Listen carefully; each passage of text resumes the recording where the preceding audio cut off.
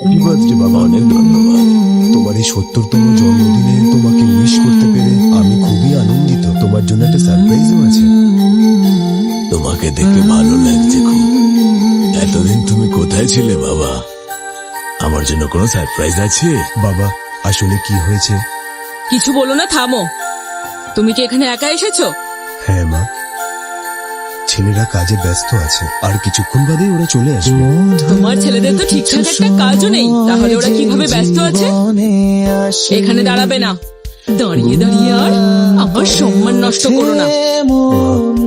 আমি বাবার জন্য এই উপহারটাই আনতে পেরেছি। মেঘনা তোমার বাবার জন্য দামি ওয়াইন উপহার হিসেবে এনেছে, আর প্রিয়াও তো কত দামি ওয়াইন এনে দিয়েছে, আর তুমি এই ছেঁড়া কাপড়ের ব্যাগটা এনেছো। এতে আর এমন কি থাকবে? পার্টি শেষ হলে যাওয়ার সময় এই সস্তার ব্যাগটা তোমার সঙ্গেই নিয়ে যাও। থামো না, আমাদের ছেলে কত বছর পর এলো, ওকে এইভাবে এইরকম কথা শোনানো বন্ধ করো। রাঘব বাবা, চল ভেতরে চল। যা খুশি করো তোমরা। মা, স্নেহা, বাবা রাঘব, তুই তো জানিস তোর মা কেমন জেদি। সে যা বলছে তাতে কিছু মনে করিস না। ও যাই বলবে চুপচাপ শুনে নিস, বুঝেছিস? বুঝতে পেরেছি বাবা। রাঘব, আমি সব সময় চিন্তা করতাম যে তুই কি করছিস না করছিস, আমি তাতে খুব কষ্ট পেতাম। বাবা, এই সব কিছুর একটা কারণ তো আছে। ঠিক আছে, বুঝেছি। চলো পার্টির জন্য তৈরি হয়ে নাও, সবাই ভেতরে অপেক্ষা করছে। চলো তুমি গিয়ে দেখা করো ওদের সাথে, আমি আসছি। দাও এটা দাও, তুমি ভেতরে যাও, আমি আসছি। কতদিন পর দেখা হলো।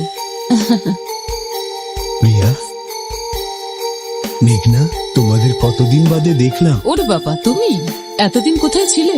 হঠাৎ করে এখানে কি মনে করে? যদি কেটে যায় মেঘনা, প্রিয়া, তোমরা এরকম জায়গায় দাঁড়িয়ে আছো কেন? এখানে তো এসিও নেই। তুমি দাঁড়িয়ে দাঁড়িয়ে খাচ্ছ কেন? যাও ভেতরে ডাইনিং হলে যাও, ওখানে এসি আছে, আরাম করে খাও। ওকে মা। কেটে যায় দাঁড়াও, তুমি কোথায় যাচ্ছ?